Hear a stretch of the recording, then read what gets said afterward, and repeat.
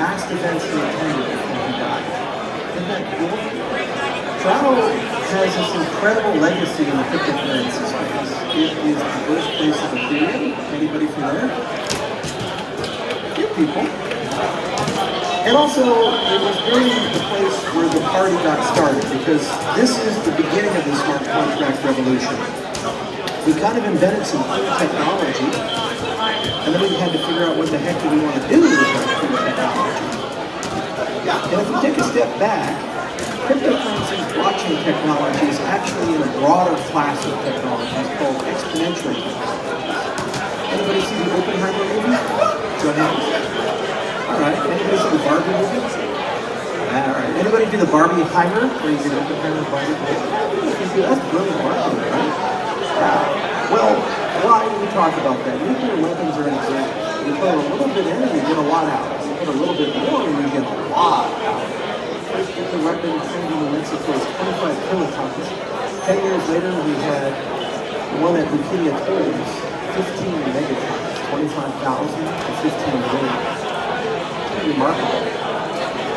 The problem is humans are really bad at understanding the consequences and nature of exponential technologies and what they mean. So here's a great example, primary humble. So let's say you have a chessboard. How many squares is it? 8 by 8, 64 squares. So let's say we can make you a deal.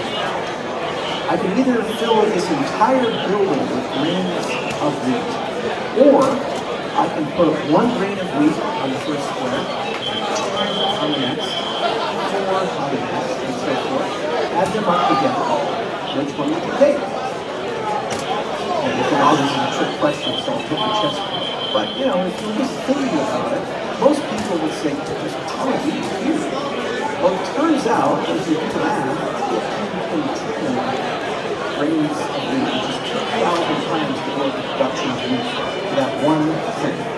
That's how powerful exponential growth happens to be. And the thing is that blockchain technology is the first structure that is a social exponential technology. A small group of people here in Toronto met a small group of people in America and in Europe. They came together and they created a movement that now has over 10 million people. Yeah. Well, more than 100 billion. Massive amounts of products. Every person in the world, whether you go to Mongolia or Chile or anywhere else, knows the name. And more importantly, we know about cryptocurrencies and concepts. While Ethereum introduced the concepts, smart contracts are ubiquitous. NFTs are ubiquitous. All of these things that were pioneered there are fire that has been given to everybody else. And therein lies the legacy of exponential technology. He who discovers it is not the person who controls it.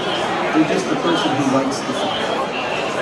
And the problem is when we look at the 21st century, we don't have just one exponential technology like the 20th century.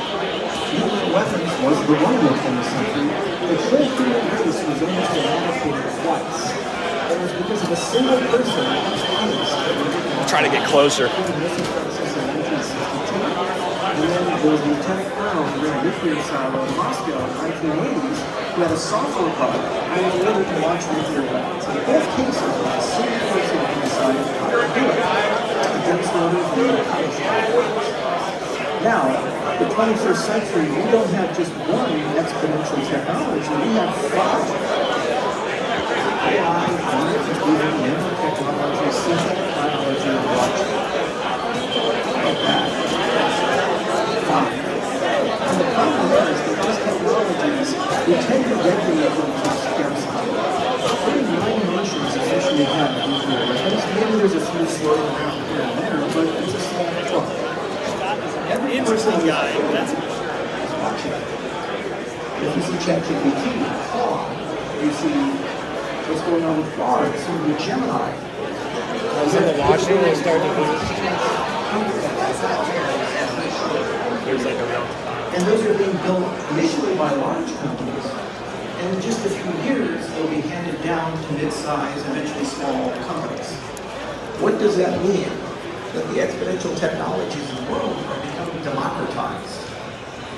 This is going to be the character of the 21st century. The wisdom we apply, for better or for worse, and what to do about that. There's never been a time in human history where so few could lift the world like an Archimedean lever. A small group of people here could change the lives of every person in Africa. A small group of people in Africa can change the lives of every person here. Doesn't matter the systems you were born into, it doesn't matter the economy you come from, the educational background that you have. I mean, if you were a minister of education and the president comes to you and says, tell me, what should the curriculum be so the grade school students today are competitive in 2030 or 2040? Would you even have an idea what to put in there? We'll teach them about chemistry and biology and all these things. Well, what the hell does that mean when you can just go to ChatGPT and ask a question, and in 10 years, it gives you an answer better than the smartest person you've ever met in your life? Is that a skill that's going to be competitive, get you a job? Is that a skill that's going to get you ahead in life? You look at blockchain technology, Web3, what are we doing? We say we unlock the potential of all the people in the world. Well, yes, we are. If a small group of people here in this room invent a voting system that's massively better than the voting systems of nation states, every nation state in the world gets to use that for free tomorrow. Every corporation gets to use that. Every club gets to use that for free. Think of that. Think about how powerful that concept is. We talk about property rights. We talk about financial systems. If you align the incentives right, they spread like wildfire, and you wake up and suddenly every single person has something exponentially better than the generation before. So the problem we should be talking about, the thing we have to solve as we tackle these technologies like SynBio, like AI, like nanotech and blockchain, is how do you regulate them? How do you talk about them in a way? And my conjecture is that the only way to regulate them responsibly is the use of blockchain technology. Because in solving the governance of blockchain, you solve the governance of any social system or any technology. Otherwise, the only other option is either to ban the technology or to install a world government that's capable and so strong and pervasive that it can prevent each and every person from using it. Think about AI. Not too long ago, all these people got together and they signed this letter and they said, we need to slow down a little bit. We have to take a 100-day pause. We just need to catch our bearings, and we're going to create a website, safe.ai, and we're going to figure out how to solve the alignment problem. And then here's what happened. Microsoft integrated OpenAI into Office, Copilot comes out, and then Google says, God, that's a big problem. So one of the founders of Google comes out of retirement, about $100 billion, he's living on yachts. Life is good for Sergey Brin. And he walks in, he's like, I'm just going to take over the whole AI thing. And I don't report to anybody, because I kind of still own a large chunk of the company. So the whole AI team is just my team now. Deep mind, your mind, you guys over there, your mind. So we're going to train Gemini, and it's going to be 100 times more powerful next year than GPT-4. And what are we going to train it on? You guys ever use YouTube? Google Docs, Gmail, search? A few of you, right?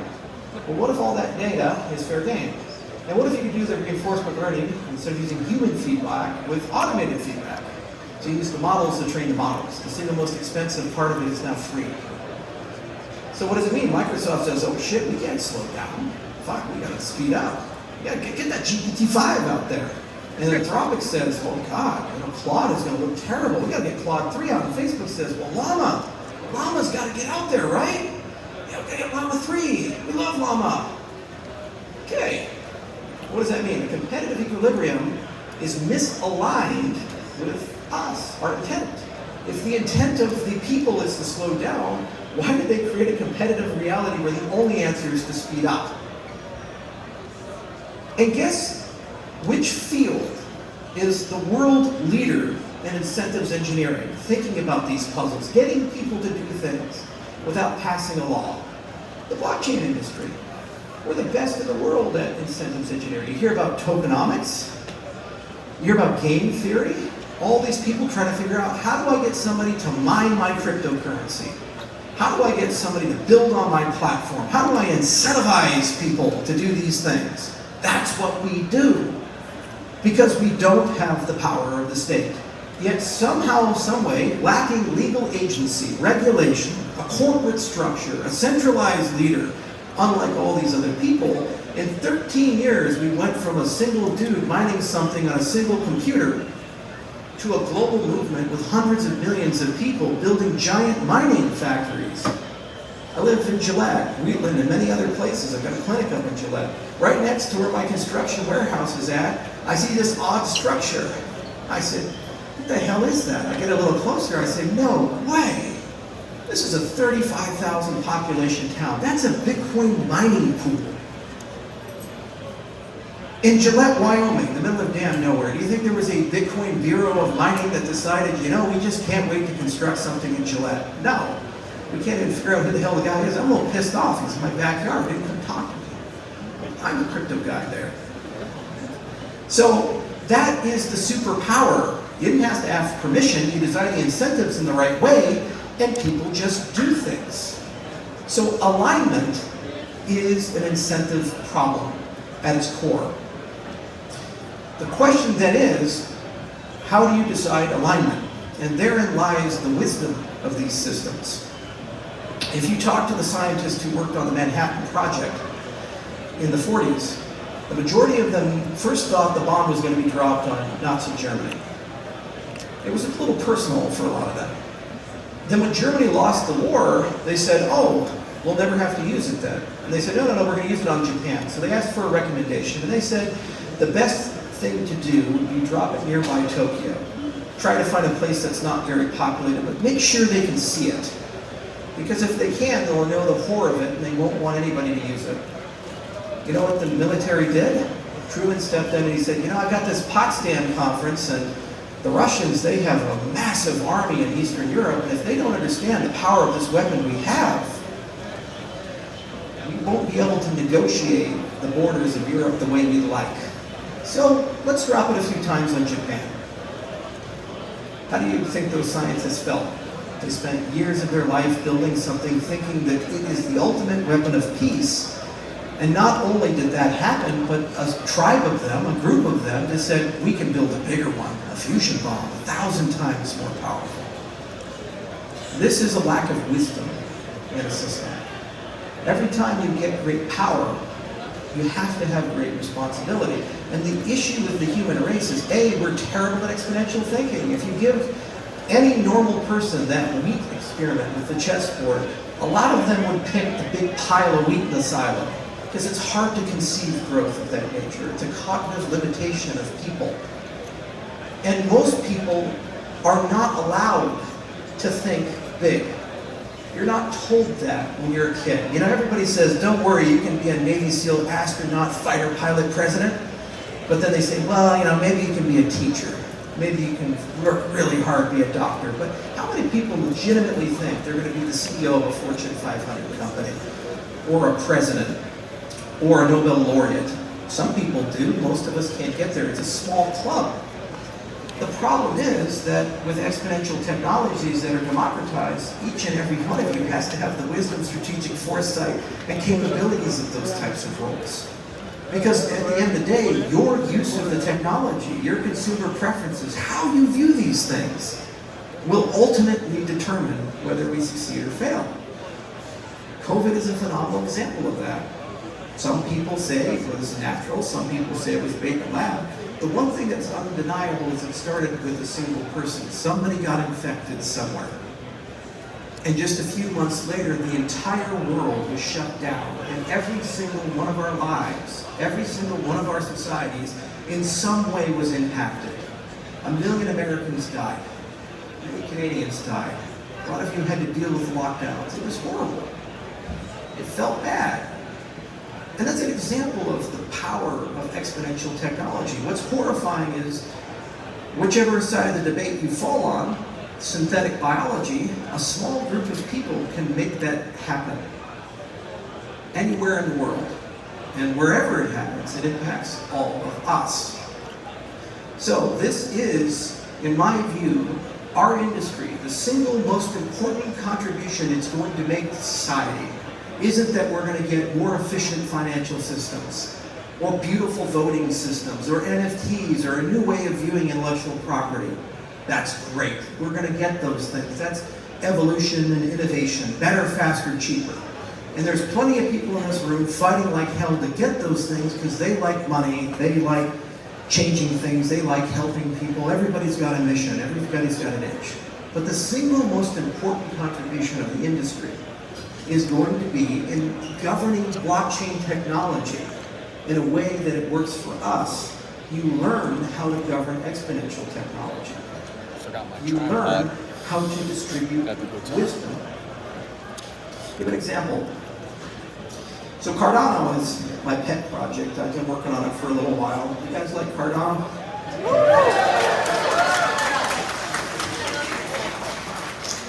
There's a few people. Crypto media, are you listening? Cameras back there? Okay. Pulling a Trump there. Very dishonest.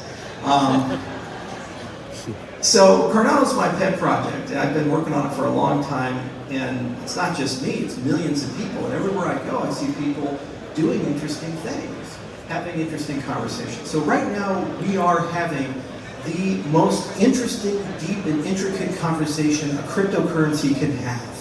What shall be the government of the cryptocurrency? Is it completely off-chain, and we just hope to God somehow it works, and then at some point we can evolve?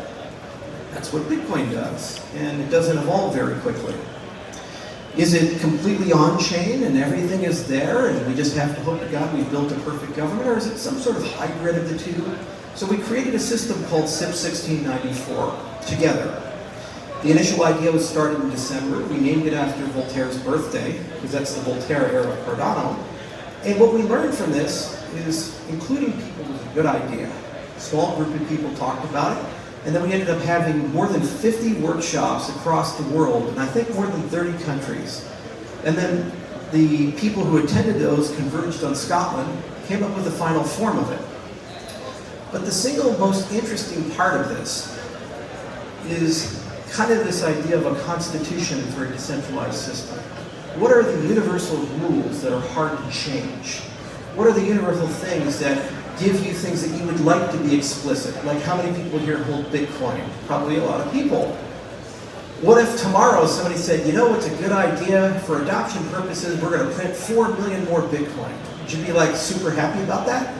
No, because you kind of signed up for it, never going to happen ever, because that's not who we are, and that's not Bitcoin, and go to hell, and I'm going to throw acid on your face. It's true though. So, that's a constitutional thing. That's a sacred right, like freedom of speech and religion, these types of things. We'd like it to be permanent. So you probably should write stuff like that down. Okay, so how do you get a great constitution? Well, here's how we're going to do it. Cardano. And I'm getting to the point about wisdom. So, a small group of people will start the initial push, then a larger and a larger group, and then hold workshops in more than 100 countries. Every single one of those countries will elect a delegate, will have a constitutional convention, do it in Argentina, because South America needs some love too. And then that committee, that convention, will ratify, and then it'll be ratified by the community. Now this is cool because it's super inclusive, and you get to have a beautiful picture with lots of flags, but more importantly, every person participating, those are normal people.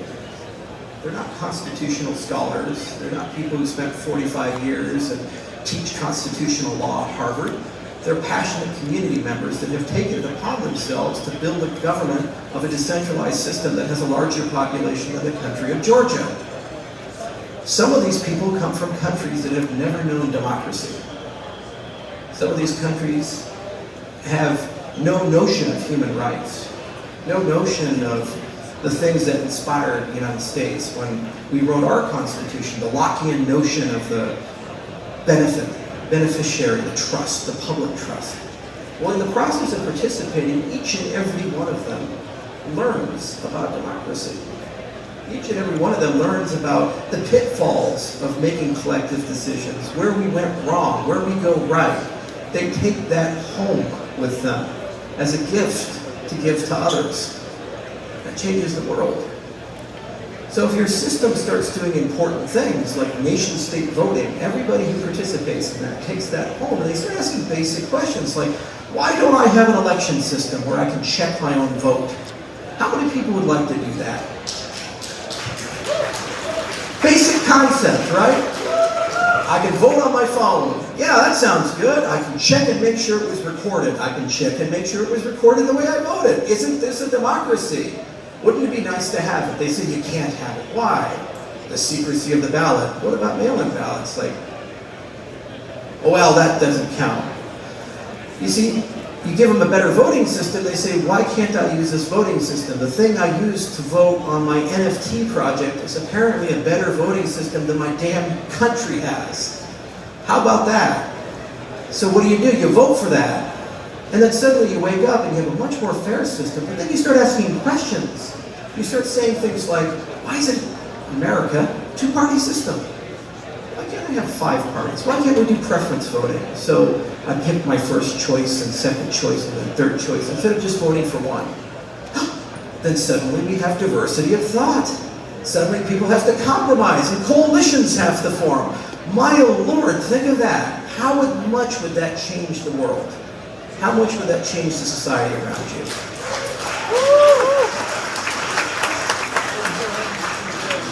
Because the young people will demand it.